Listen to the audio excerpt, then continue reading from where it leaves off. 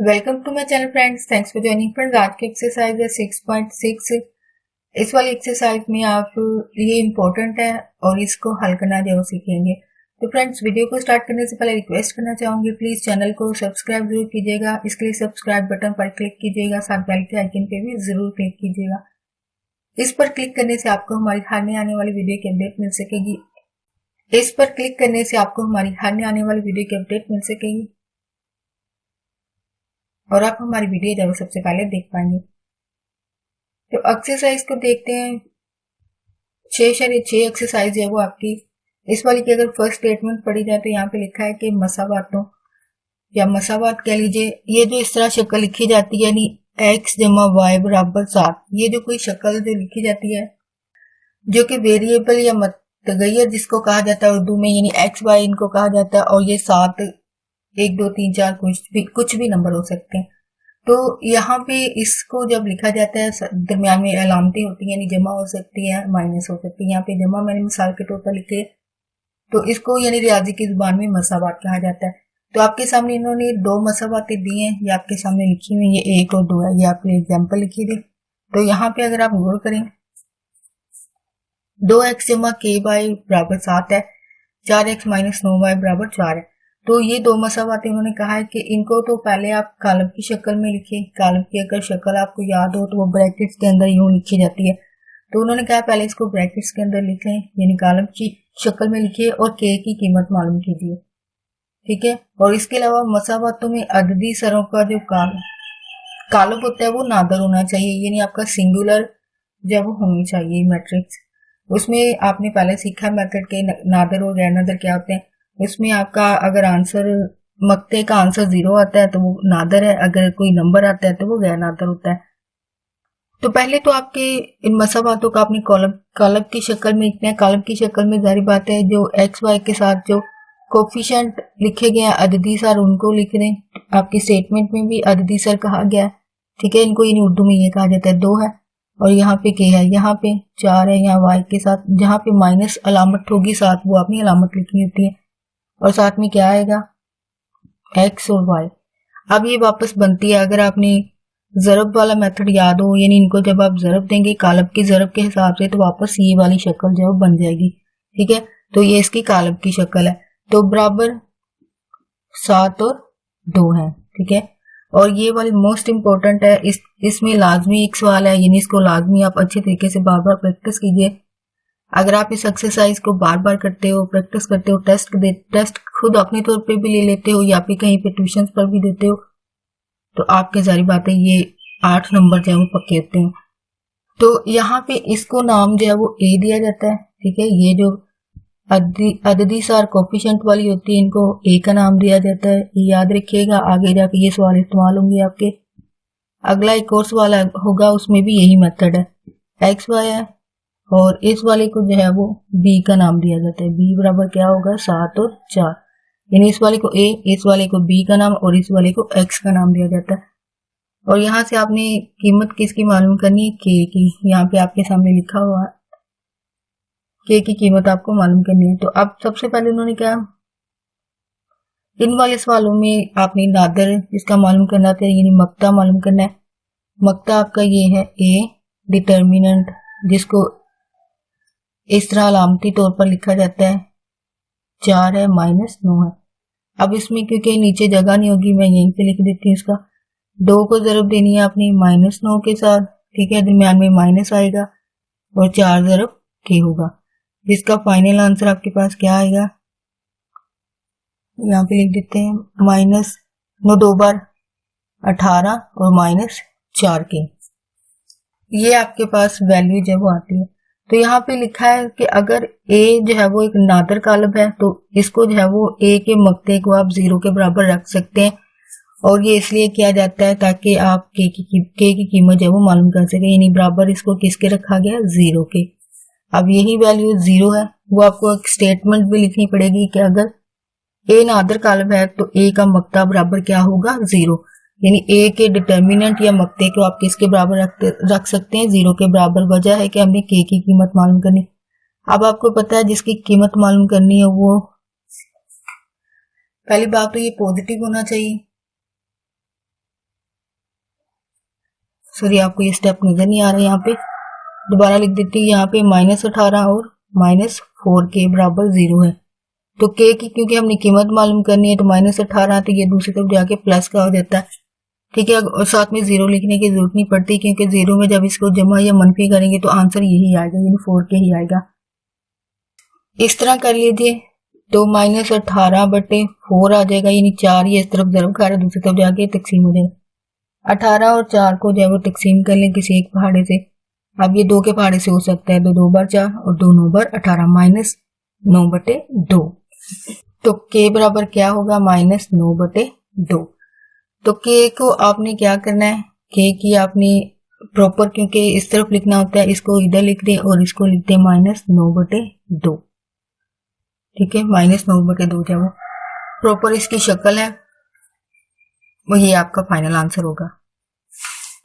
तो यहाँ पे क्वेश्चन नंबर 2 का मैं सेकंड पार्ट कर रही हूँ, बाकी ये आपके लिए छोड़े जाएंगे।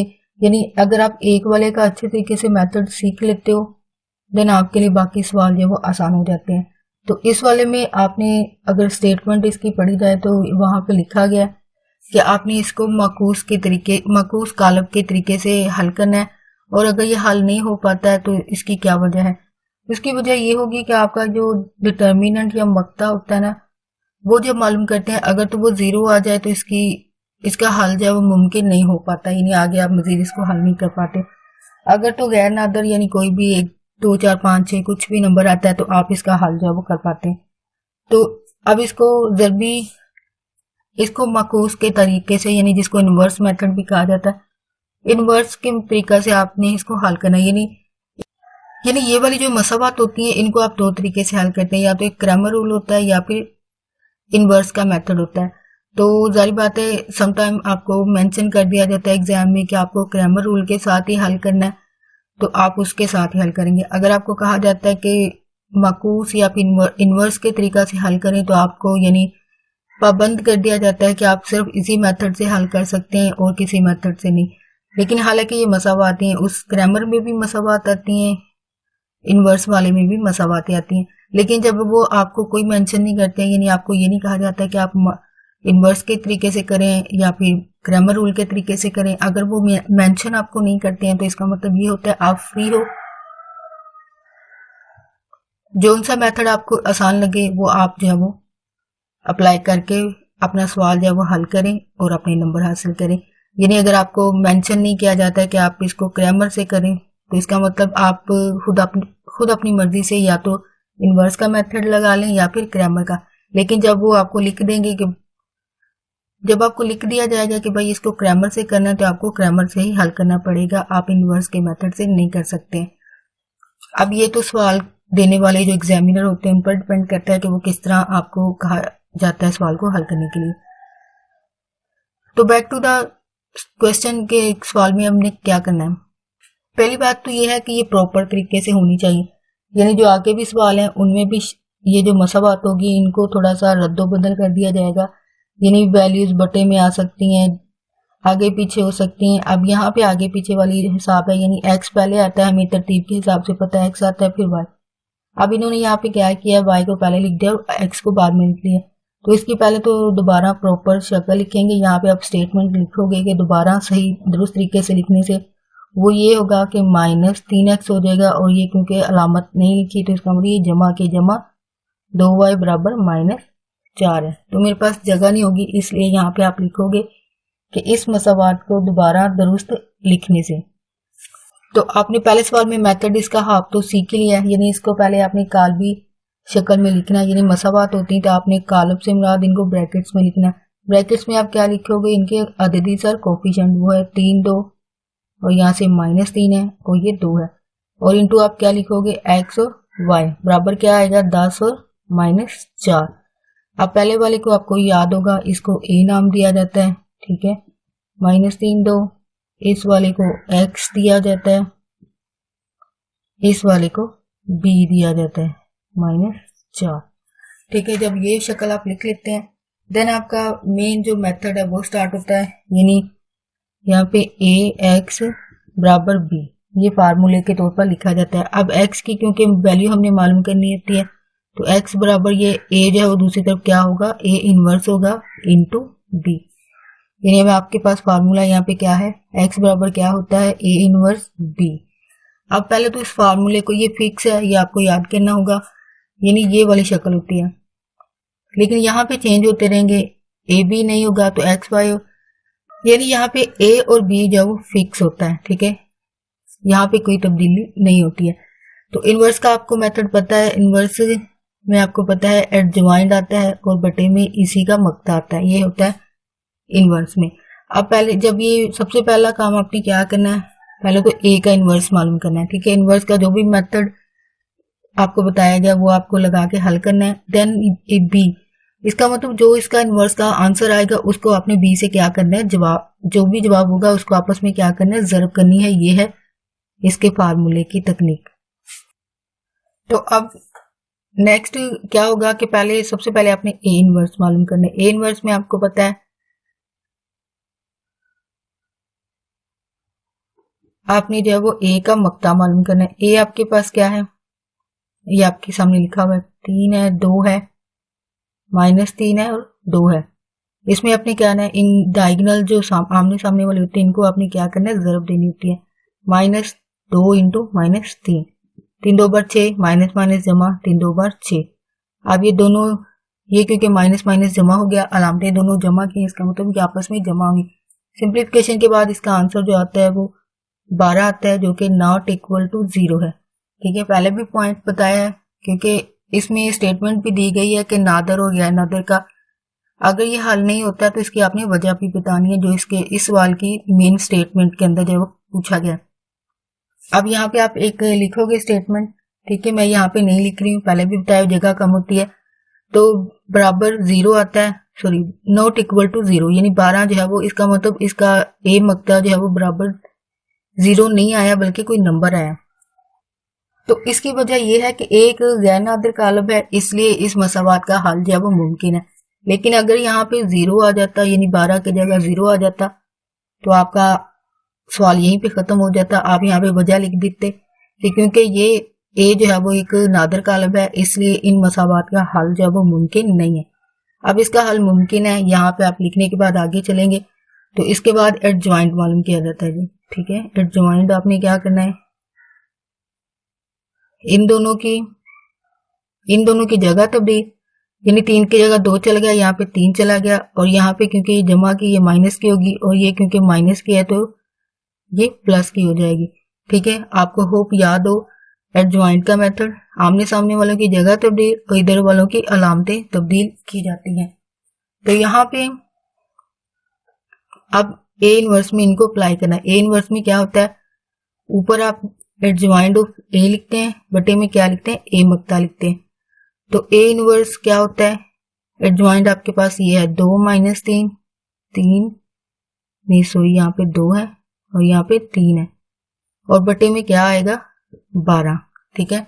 अब क्योंकि पहले भी बताया कि अगर बटे में कोई रकम आ जाती है जैसे कि 12 है, तो इसका मतलब ये सारी वैल्यूज को क्या करेगी, इसके साथ ज़रब खा के तकसीम करेगी, यहाँ पे जगह होगी। तो यहाँ पे करते हैं कि इनको आपने ए इनवर्स वाली में क्या करना है,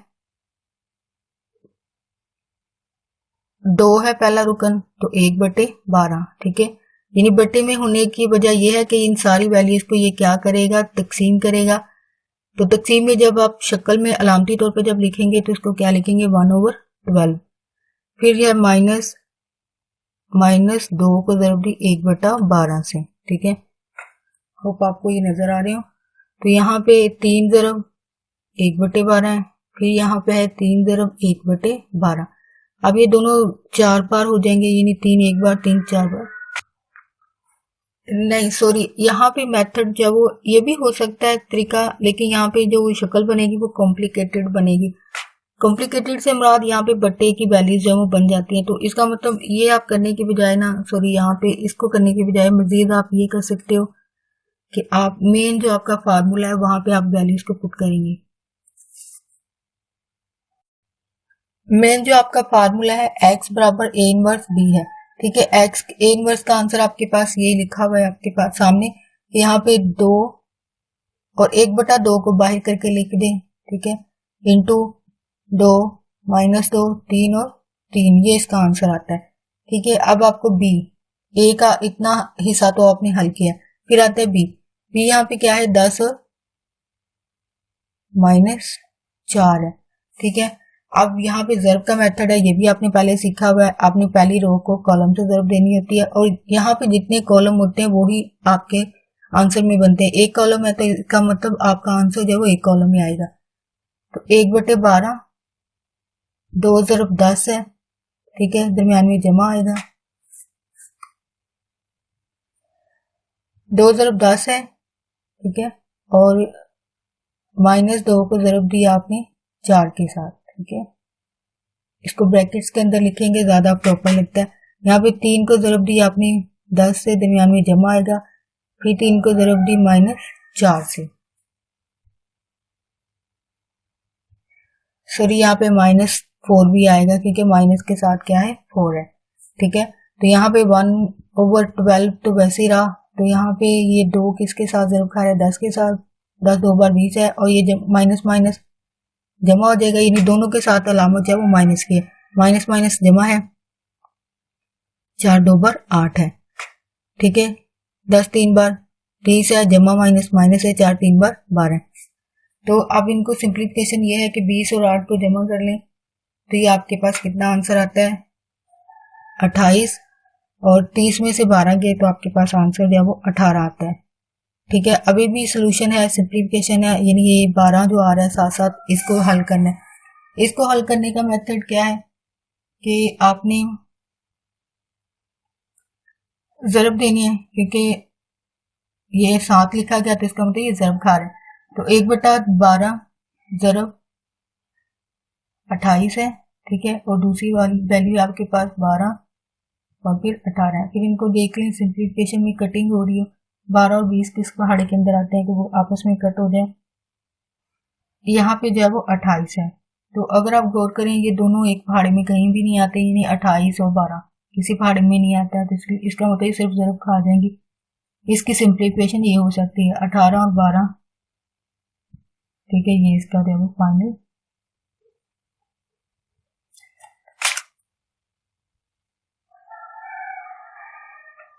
अब ये आपकी सिंप्लीफिकेशन ये होगी कि दोनों किस पहाड़े में आते हैं, 12 और 28 है वो 3 के पहाड़े में आते हैं, यानी 3 4 बार।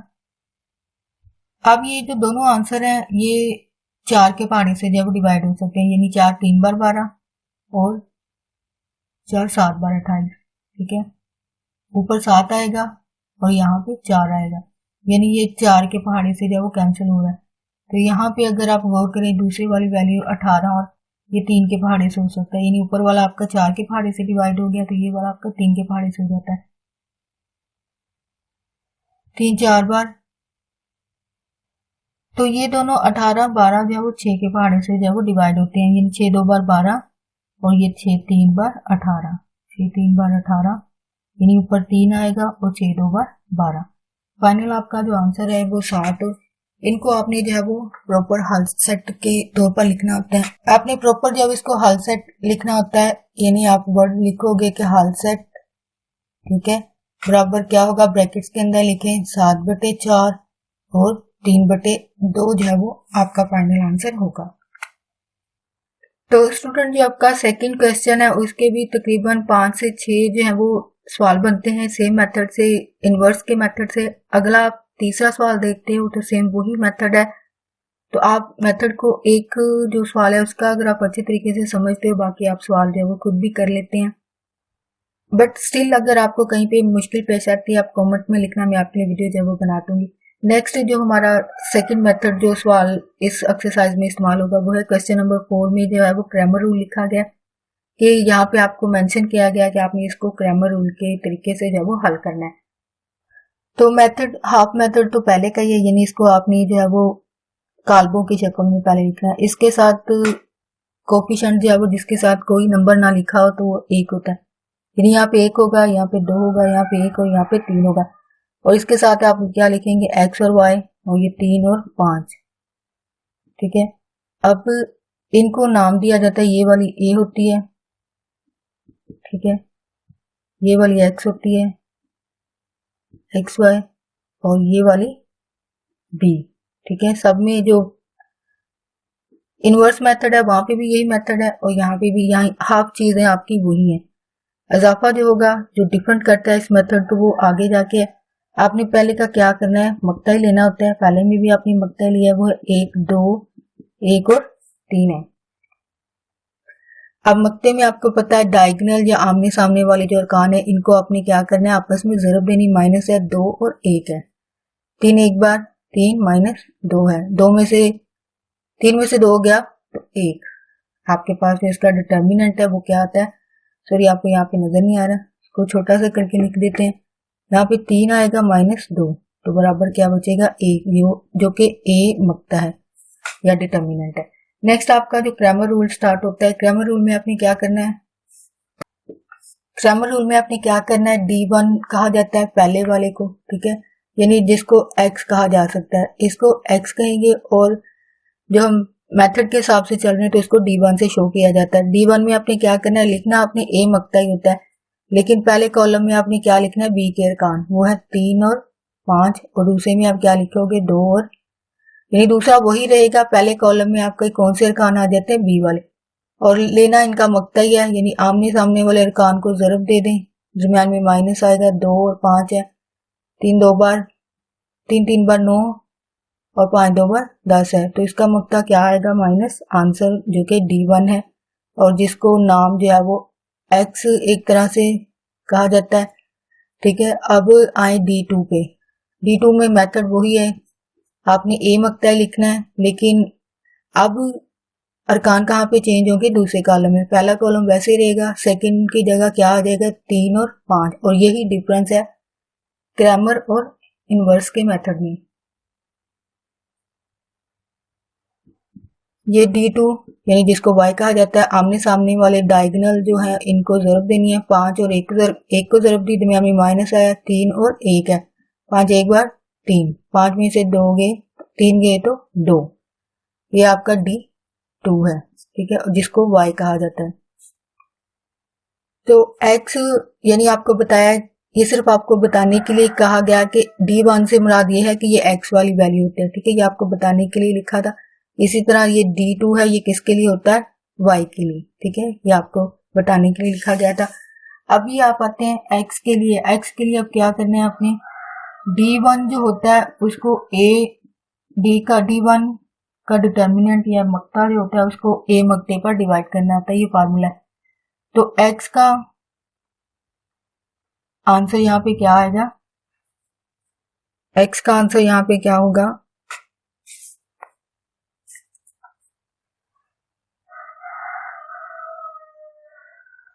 x का आंसर D1 का आपके पास क्या है -1, और a का आंसर क्या है, यहाँ पे 1 है। अब यहाँ पे बाकी जो सवाल होंगे जाहिर बात है यहाँ पे 2 4 5 6 कुछ भी हो सकते हैं, लेकिन यहाँ पे क्योंकि a का आ रहा है तो 1 को 1 पर डिवाइड करेंगे तो वो 1 ही रहता है। ठीक है, बाकी सवालों में चेंज होंगे, यहाँ पे 5 6 10 12 कुछ भी हो सकते हैं, यानी वो सवाल पर डिपेंड करता है। तो ये x की वैल्यू आपके पास क्या आई है -1 है। अब y के लिए आप क्या करेंगे, D2 को डिवाइड करना है आपने a मक्ते पर। D2 का आंसर आपके पास क्या था 2, ठीक है, और बटे में आपके पास a का आंसर क्या है 1 है, 2 को 1 पे डिवाइड किया तो वो 2 ही रहेगा। तो यानी आपका हल सेट यहाँ पे लिख दें आप, या आपको प्रॉपर वर्ड लिखने होते हैं। हल सेट आपका क्या होगा 1 और 2, ये आपका फाइनल आंसर होगा। होप आपको ये मेथड आसान लगा हो, इजी है। अब बस स्टेप बाय स्टेप चीजों को याद कर लीजिए कि आपने पहले नाम रखना होता है मसावातों के, फिर इसका मक्ता लेना होता है। ठीक है, D1 जब करते हैं यानी x के लिए जब कीमतों को निकालना होता है तो उसके लिए हम क्या करते हैं कि लेना आपने इस मक्ते को, ये यानी डिटर्मिनेंट, इस तरह कह लीजिए कि 3 दफा डिटर्मिनेंट आपने लेना होता है। ठीक है, 3 दफा, एक दफा तो सिंपल लेंगे, फिर उसके बाद क्या करना है कि मक्ता a का ही मक्ता ले रहे होते हैं, लेकिन जब D1 के लिए करते हैं तो b के अरकान लिखते हैं। इसी तरह D2 जब करते हैं तो इसी को लिखते हैं, लेकिन दूसरे कॉलम में अरकान जो है वो b के लिखे जाते हैं। बाकी मेथड वही है सिंप्लीफिकेशन के, इनको आपस में ज़बे दें, माइनस दें। अलामतों का ध्यान रखें, आपका सवाल जो है वो आसान है और आपका आंसर जो है वो सही आएगा। यानी आपने मेरे सवाल भी देखे होंगे कि जहाँ पे अगर माइनस अलामत वगैरह की कहीं पे मिस्टेक होती है तो उसकी वजह से सारा सवाल जो है वो गलत हो जाता है। इसलिए अलामतों का ध्यान लाजमी रखें। अलामतें ही हैं जो आपके सवाल को गलत या फिर सही जवाब करती हैं। होप स्टूडेंट आपको लास्ट जो मेथड था क्वेश्चन नंबर 4 का वो अच्छे तरीके से समझ आया हो, ग्रामर रूल का। उसके बाकी क्वेश्चन जो है वो आपके लिए छोड़े गए हैं, यानी आप उनको अच्छे तरीके से एक जो मेथड बताया गया उसको समझे और बाकी सवाल जो हल करने की कोशिश कीजिएगा। तो नेक्स्ट क्वेश्चन नंबर 5 है। यहाँ पे अगर स्टेटमेंट पढ़ी जाए तो यहाँ पे लिखा गया है कि दर्ज झैल कालमों को यक दर्जी मसावातों में लिखना है आपने। अब ये आपको पता है किस शक्ल में लिखे गए हैं, कालब की शक्ल में। यानी पीछे मैंने पहले सवाल में ही बात की थी कि आपका जो पहला सवाल था उसमें आपके 2y 2x ky बराबर 7 इस तरह कुछ लिखा गया था। तो ये आपकी कौन सी शक्ल होती है, मसावात की। तो हमने इस वाली मसावात से ये शक्ल बनाई थी, ठीक है। अब हमने ये कालब की शक्ल से वापस ये शक्ल बनानी है, ठीक है। अब इसको बनाने का तरीका क्या होता है, पहले भी बताया था उस वाले सवाल में भी कि आपने इनको आपस में क्या कर देना, जरब आपने सीखी हुई है। पहली रो को कॉलम से जरब देनी होती है और यहाँ पे क्योंकि एक कॉलम है तो इसका मतलब आपके आंसर में भी एक कॉलम आएगा। हालांकि यहाँ पे 2 कॉलम है, लेकिन ये जो दूसरा कॉलम होता है वो डिसाइड करता है कि आपके आंसर में कितने कॉलम बनेंगे। एक कॉलम है तो इसका मतलब एक कॉलम बनेगा। जरब का मेथड वही है, पहले वाले को पहले से जरब दे दें, दरमियान में जमा आएगा, -1 जरब खाएगा y के साथ। इसी तरह आपका यहाँ पे 5 जरब खाएगा x से, ठीक है। और दरमियान में कुलिये के हिसाब से जमा है तो 2 जरब खाएगा y के साथ और ये वैसे साथ आ जाएगा, वो है 2 और 4, ठीक है। अब ये जरब देने के बाद क्या बनते हैं, 2x जमा माइनस माइनस है -y, एक लिखने की जरूरत नहीं होती है, 5x है जमा 2y है,